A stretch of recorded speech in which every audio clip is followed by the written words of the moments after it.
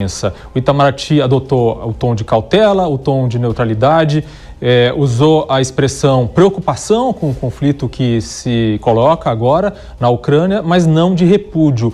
Mourão foi bem mais enfático. Ele deixou claro que essa invasão do território ucraniano é inadmissível e que isso não pode, digamos assim, virar moda. Aqui, para usar uma expressão que ele não usou, mas é basicamente o que ele quis dizer. Ele disse que não se pode voltar ao tempo das cavernas. Ou seja, em uma posição em que apenas porque um país é mais forte que o outro, ele se vê no direito de violar a soberania de um país vizinho e invadir o seu território. Esse tema é muito caro ao vice-presidente justamente por causa da Amazônia. Já na semana passada, quando ele comentou, alguns dias atrás, quando ele comentou a visita do presidente Jair Bolsonaro à Rússia, ele falou justamente sobre isso, sobre o fato de que a questão da soberania é algo que precisa ser respeitado por todos os países. Por quê? Porque há uma preocupação por parte de Mourão e há uma preocupação também por parte de alguns integrantes das Forças Armadas de que alguns países poderosos possam estar de olho na Amazônia. Essa é a visão que eles têm. Então, eles querem deixar claro que soberania territorial é algo que não se pode violar. Exatamente, né, Shelp? E nós temos também a situação da China, né, que é uma aliada estratégica do governo de Vladimir Putin, né? Ela está numa complicada situação agora com esse ataque russo à Ucrânia. No Conselho de Segurança, inclusive, das Nações Unidas, em Pequim, tem assento permanente ao lado de Moscou e também faz parte ali da posição de Londres e também de Paris. O embaixador do país, apenas então da China, pediu calma a todos os envolvidos na crise. Se falava, inclusive, que Putin iria esperar o encerramento dos Jogos de Inverno na China para justamente fazer o confronto, e ao que parece ele cumpriu mesmo a promessa a Xi Jinping, né? Exatamente. É curioso porque se a gente analisar quem são os países e as potências que saem perdendo com esse conflito, a gente pode dizer claramente os Estados Unidos saem perdendo porque não conseguiram conter esse avanço russo na Ucrânia, apesar de várias ameaças que foram feitas pelo presidente Joe Biden até agora. Perde a Europa, principalmente porque por uma questão geopolítica, mas também por uma questão econômica. A Europa agora se vê na posição de ter que retaliar a Rússia, que é basicamente uma grande fornecedora do gás natural da qual a Europa depende. Por exemplo, a Alemanha, 55% do gás natural que a Alemanha consome vem da Rússia. Então, de fato, é uma situação muito complicada para a Europa, é complicada para os Estados Unidos e é complicada também para a Rússia, porque a Rússia vai ter perdas econômicas com essas sanções todas que se avizinham. Mesmo conseguindo o que queria, que é basicamente impedir que a Ucrânia entre na OTAN, a Rússia sairá perdendo e há uma possibilidade de instabilidade, inclusive para o governo de Vladimir Putin no médio e longo prazo. Agora, a China está numa situação, digamos assim, mais confortável. Apesar do malabarismo que precisa fazer ali do ponto de vista diplomático, com um declínio econômico da Europa e do Ocidente, a China só sai ganhando, só sai fortalecida no médio e longo prazo. Então, essa é a situação que se coloca e é talvez por isso que a China tenha colocado esse apoio à Rússia, ainda que não incentivando ou dizendo claramente que pode invadir a Ucrânia, mas sim deixando claro que não vai se opor a isso. Agora são 11h43 aqui na Jovem Pan. A gente segue nessa cobertura especial, agora acionando mais um correspondente, o Eliseu Caetano, direto dos Estados Unidos. Eliseu, essa guerra vai se mostrando a guerra da tecnologia, porque pelo Twitter, muitos civis lá na Ucrânia postando vídeos mostrando, inclusive, os ataques, as fumaças e tudo que está acontecendo por lá. Bem-vindo mais uma vez, Eliseu.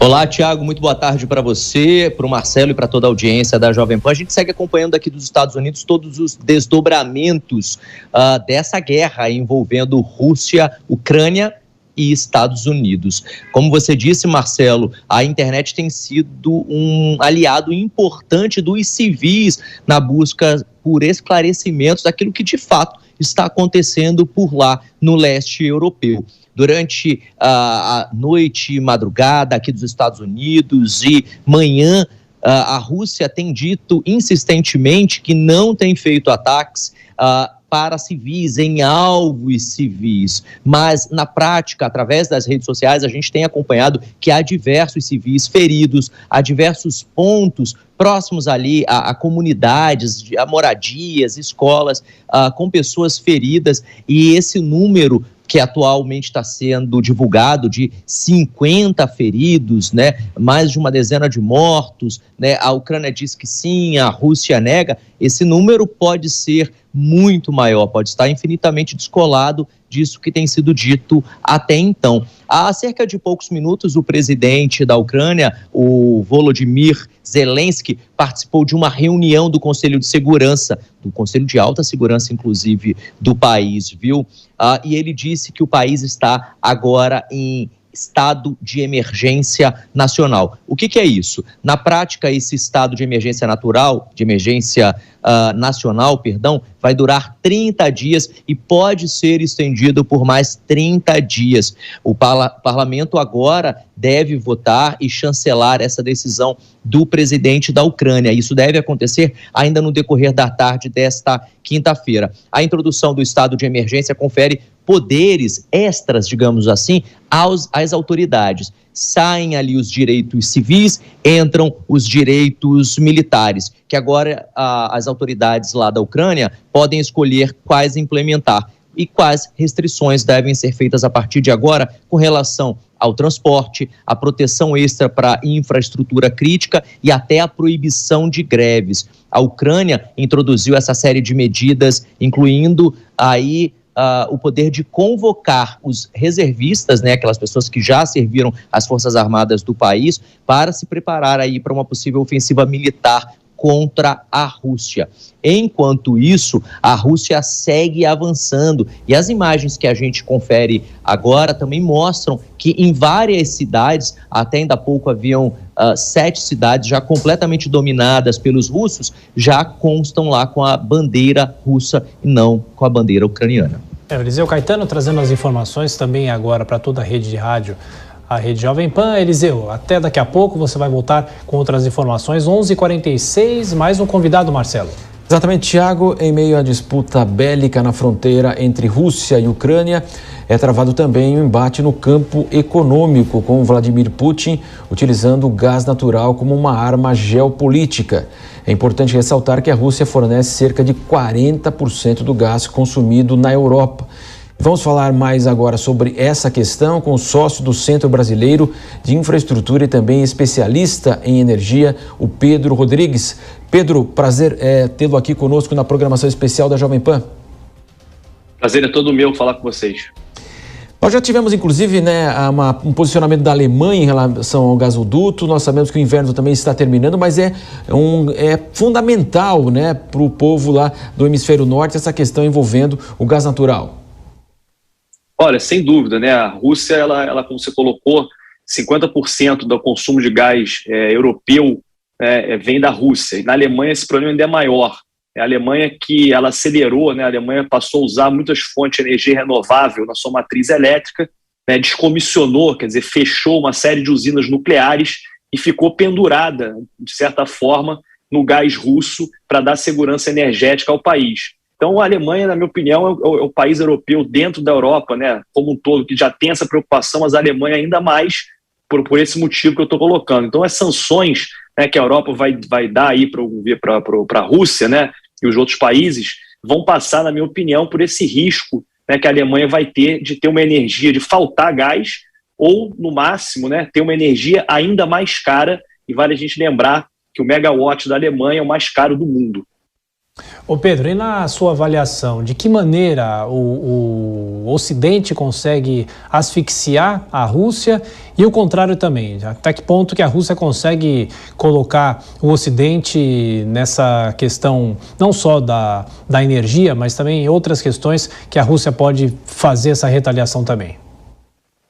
Olha, na minha opinião, questão da energia, a Rússia ela pode asfixiar mais o Ocidente, em especial a Europa, do que o Ocidente asfixiar a Rússia, né? Como você colocou, o gás natural que a Rússia importa e o petróleo vai 1/3 para a Europa, mas a Rússia ainda tem uma outra opção, que é a China.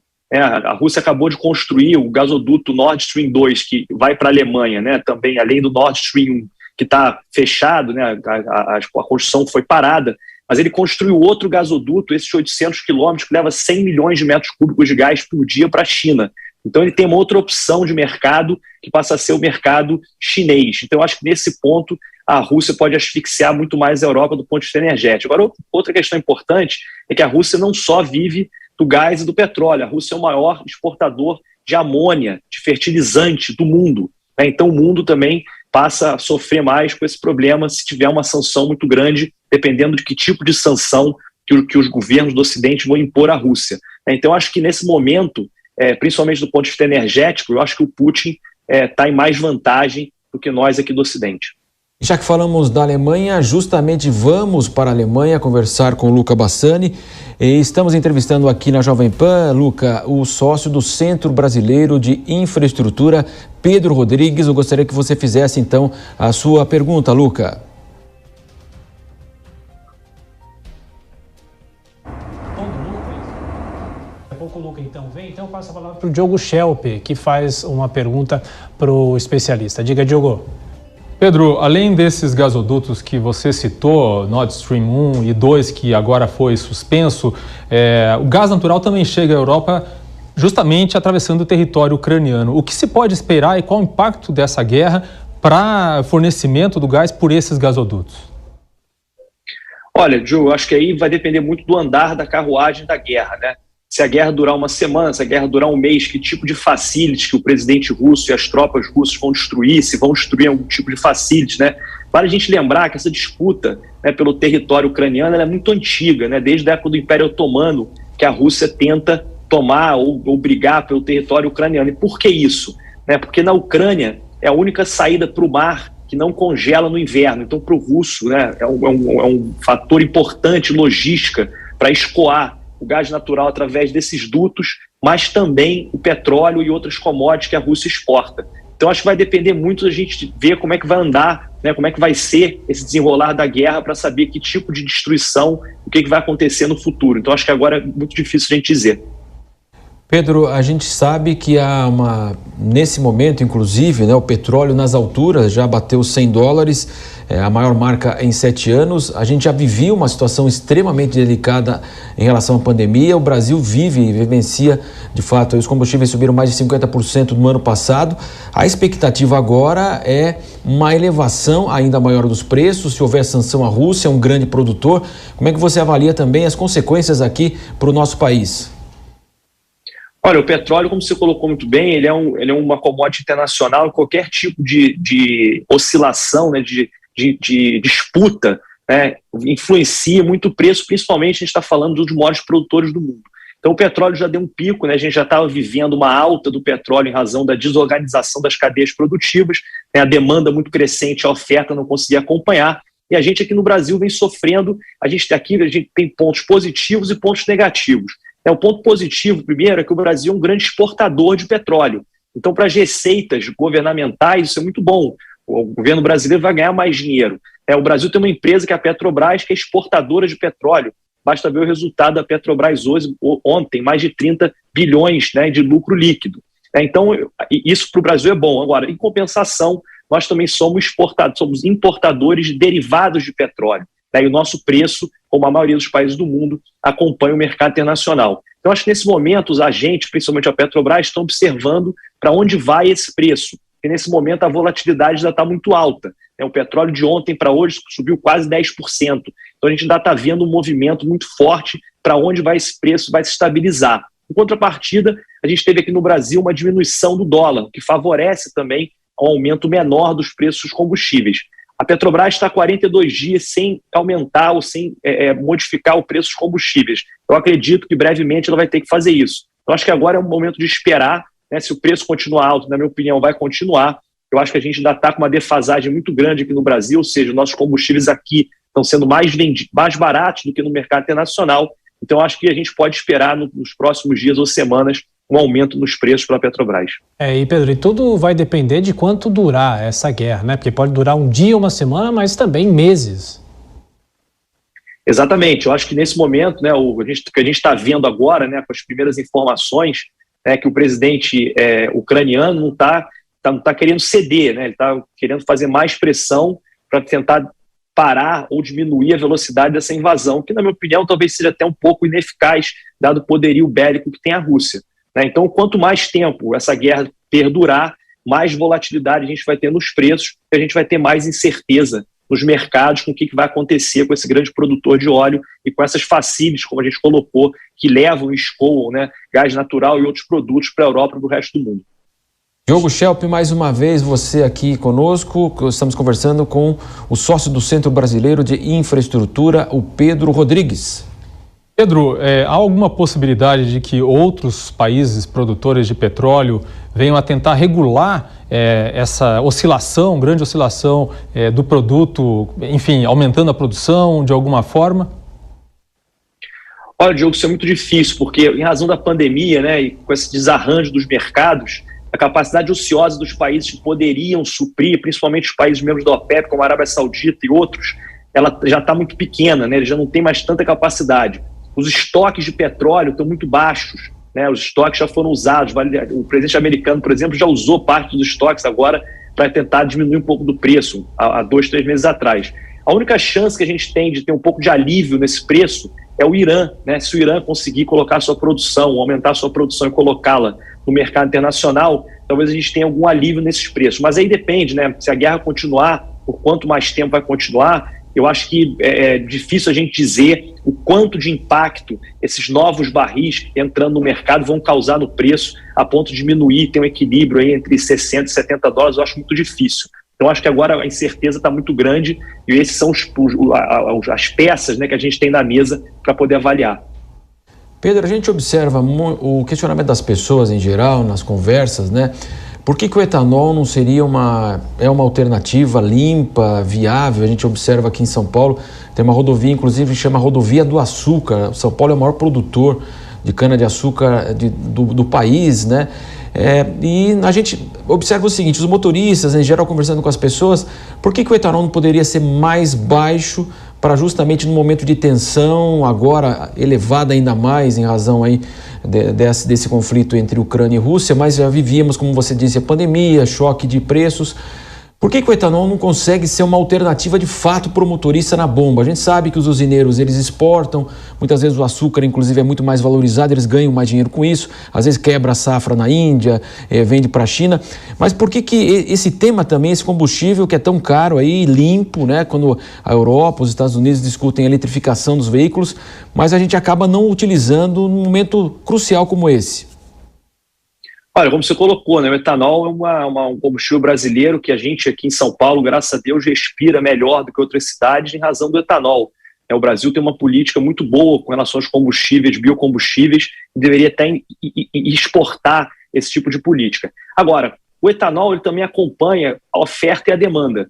Então, o que acontece? Por que o motorista olha na bomba agora e o etanol está mais caro? Porque não se consegue produzir a quantidade de etanol suficiente para abastecer todos os carros no Brasil de uma forma muito simples. Então, quando o preço da gasolina começa a subir, né, em razão do preço do barril do petróleo ou do câmbio que a gente está vivendo hoje, consequentemente, os motoristas começam a botar mais etanol no carro, substituem a gasolina que vai ficando mais cara. Só que o inverso também é verdadeiro. Começa a ter menos etanol e, consequentemente, oferta e demanda, o preço do etanol começa a subir também. Então, por isso que o preço do etanol acaba acompanhando, de certa forma, o aumento do preço da gasolina e de outros combustíveis. É simplesmente uma questão de oferta e de demanda, sem contar, como você colocou, os fatores agrícolas que podem acontecer, como quebra de safra e outros problemas, e esse trade-off que existe entre o etanol e o açúcar. Mas o que a gente está vendo hoje é muito mais uma questão de oferta e de demanda do que simplesmente uma quebra de safra ou outro problema.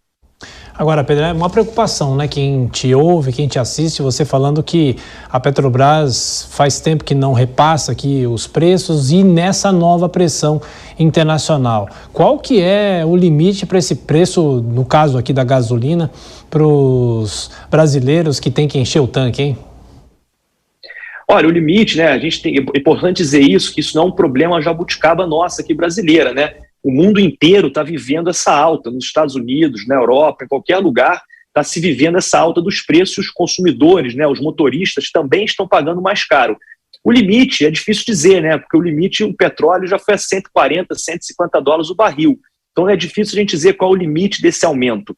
O que os países estão fazendo, a gente aqui no Brasil também está em discussão nesse momento, são algumas políticas públicas e movimentos, como diminuição da tributação. A gente tem aí a discussão de PECs que estão no Congresso Nacional, a discussão de projetos de lei para tentar mudar a metodologia de cobrança do ICMS. Isso está sendo feito em outros lugares do mundo para tentar suavizar esse aumento de preços, né, e toda essa volatilidade para o consumidor e para o motorista. Nos Estados Unidos, nesse momento, também está se discutindo zerar os impostos, né, os tributos federais do combustível, como a gente também está fazendo aqui no Brasil. Então, se eu dizer qual é o limite do aumento, é difícil, porque a gente pode ver preço do petróleo, de novo, dependendo da guerra, dependendo do desenrolar desse conflito, chegar a níveis, como já vimos, de 140, 150 dólares, se é possível. Eu não acredito que vai acontecer, mas eu acho que isso é uma possibilidade. Então, de qualquer forma, o que eu acho que a gente tem que fazer aqui é o governo, né, e as autoridades olharem para esse setor e pensarem em políticas públicas, né, com o governo federal que possam amenizar no bolso dos brasileiros, né, dos motoristas, mas não só dos motoristas, do gás de cozinha, do diesel, da gasolina, essa volatilidade, todo esse aumento de preço. Sócio do Centro Brasileiro de Infraestrutura e também, obviamente, especialista na área energética. Muito obrigado, Pedro, pela sua atenção, pela gentileza, por fazer a gente entender um pouco melhor essa crise e o que pode acontecer a partir de agora. Muito obrigado. Obrigado, foi um prazer falar com vocês. Bom, a gente faz um rápido intervalo para a Rede Jovem Pan, mas continua na transmissão aqui na TV Jovem Pan News, pontualmente meio-dia.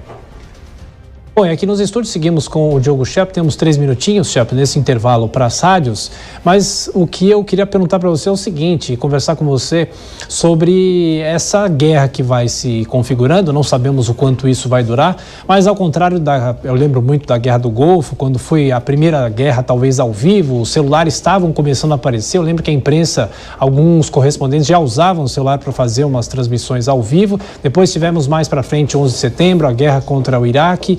E essa guerra é a guerra das redes sociais, a guerra em que as pessoas vão postando vídeos, os civis lá da Ucrânia vão postando vídeos, trazendo as informações aqui para o Ocidente, porque a gente sempre tem essa limitação das informações sobre o Oriente, né? Exatamente, Tiago. Na verdade, a gente tem aí uma situação, por exemplo, a Guerra dos Balcãs já foi uma guerra mais, digamos, em tempo real do que outras guerras anteriores. De fato, a Guerra do Golfo e também, mais recentemente, as guerras que ocorreram no Oriente Médio depois da chamada Primavera Árabe. A gente pode tomar como parâmetro justamente a guerra na Síria, né, em relação a esse uso das redes sociais. E provavelmente é o que vai se ver também na Ucrânia, caso esse conflito se torne mais disseminado, atingindo a população civil de maneira mais ampla e também se houver aí tropas entrando em território ucraniano de maneira mais ampla, porque até agora o que a gente tem visto são basicamente bombardeios em lugares estratégicos, áreas de militarização e áreas de infraestrutura. O que pode acontecer? Basicamente uma dificuldade ainda maior, na verdade, de descobrir o que de fato está acontecendo, porque as redes sociais, elas facilitam de alguma forma acesso à informação rápida no momento em que está acontecendo, mas também permite a manipulação, né, por parte de participantes, de atores de um conflito. A gente pode dar aqui o exemplo na Síria, por exemplo, quando aqueles grupos terroristas usavam as redes sociais para divulgar a sua mensagem, para angariar pessoas, recrutas que poderiam ir até lá e lutar por eles. Então, a situação que se coloca, caso esse conflito se torne mesmo mais disseminado, envolva a população civil, e a gente viu a notícia agora há pouco do governo ucraniano dizendo que vai entregar armas para qualquer ucraniano que queira proteger o seu país, basicamente a possibilidade de uma situação ainda mais feia, uma situação de drama humanitário muito grande. Bom, e uma informação que nós temos aqui, claro que é uma guerra de narrativas também, a Rússia afirma que já destruiu mais de 70 alvos da Ucrânia. Essa é uma informação que está sendo divulgada agora nas redes sociais. A Rússia destruiu, e também pelas agências internacionais, a Rússia já teria destruído mais de 70 alvos militares na Ucrânia.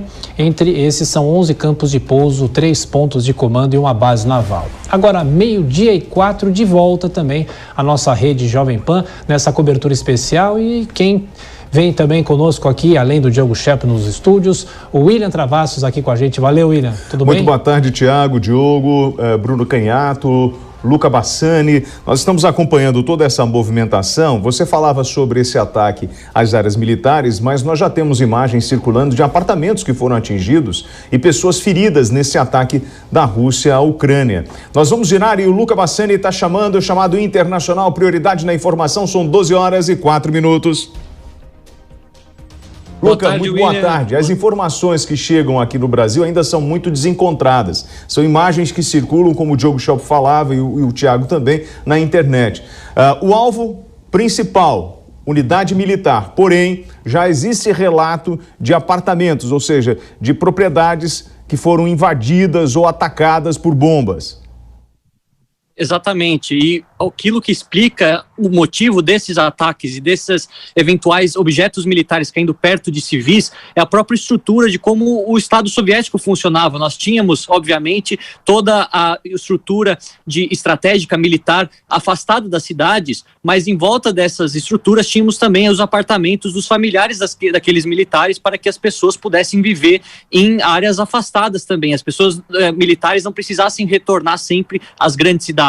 Então, muito disso permaneceu após o final da União Soviética e foi usado, obviamente, pelo exército ucraniano nos dias da independência, após a Ucrânia conseguir sua independência. Então, nós vemos, obviamente, muitos alvos militares, aeroportos militares, torres, exatamente com a estratégia da Rússia de isolar a Ucrânia de qualquer tipo de ajuda estrangeira, qualquer tipo de envio de novos armamentos, eventualmente também ficar à mercê de suas estratégias de guerra e também das doações de dinheiro que obviamente demorarão para chegar, tendo o espaço aéreo fechado, tendo uma crise bancária também no país. Vemos enormes filas em todos os bancos da Ucrânia, pessoas querendo sacar suas economias para muitas vezes até fugir o país. Então nós vemos imagens impressionantes, muitos civis também feridos, mas o foco tem sido militares e por enquanto também vemos que Kiev respondeu militarmente e diz ter matado também 50 soldados do exército russo. Quanto ao número de baixas, a gente escuta de um lado que a Rússia abateu tantas pessoas e tantos veículos militares, tantos helicópteros e aviões, e a Ucrânia fala a mesma coisa, com a sua quantidade de números. Então é muito complicado acreditar, obviamente, que órgãos internacionais, principalmente relacionados às Nações Unidas e à própria OTAN, vão daqui a pouco estar também nesse território e vão poder passar com maior precisão os números exatos desse conflito que se inicia agora no leste europeu. Sani, eu vou aproveitar, vou passar a palavra para o Diogo Schelp. Diogo, nós já tivemos, a Rússia já teve experiência na Síria, uma tropa muito bem mais preparada, não só tecnicamente, como também em equipamentos. Ex-integrante da KGB, Putin, numa estratégia de guerra, quando a diplomacia acaba e eu vou para o campo das operações, eu vou atacar principalmente rede elétrica, rede de comunicações, aeroportos, para desestabilizar toda a área de comunicação do meu oponente. É o início da estratégia. Exatamente. O que fica claro com essa invasão é que a Rússia, na verdade, já estava, de fato, se preparando desde o começo para fazer essa operação militar. A questão diplomática realmente foi mais jogo de cena e havia possibilidade de solucionar essa questão pela via diplomática, mas a Rússia realmente não quis seguir por esse caminho. Agora, você tem toda a razão. Começaram com ataques a alvos militares, depois alvos de infraestrutura, mas invariavelmente a população civil vai acabar sendo afetada. Estradas começam a ser bombardeadas, aquelas estradas que, ou mesmo trilhos de trem que podem levar, por exemplo, os equipamentos militares ucranianos até a região de conflito, até mais próximo de onde estão ocorrendo os conflitos, e ao fazer isso, você afeta também a mobilidade da população, inclusive a capacidade da população até de mudar de lugar e procurar uma região mais segura.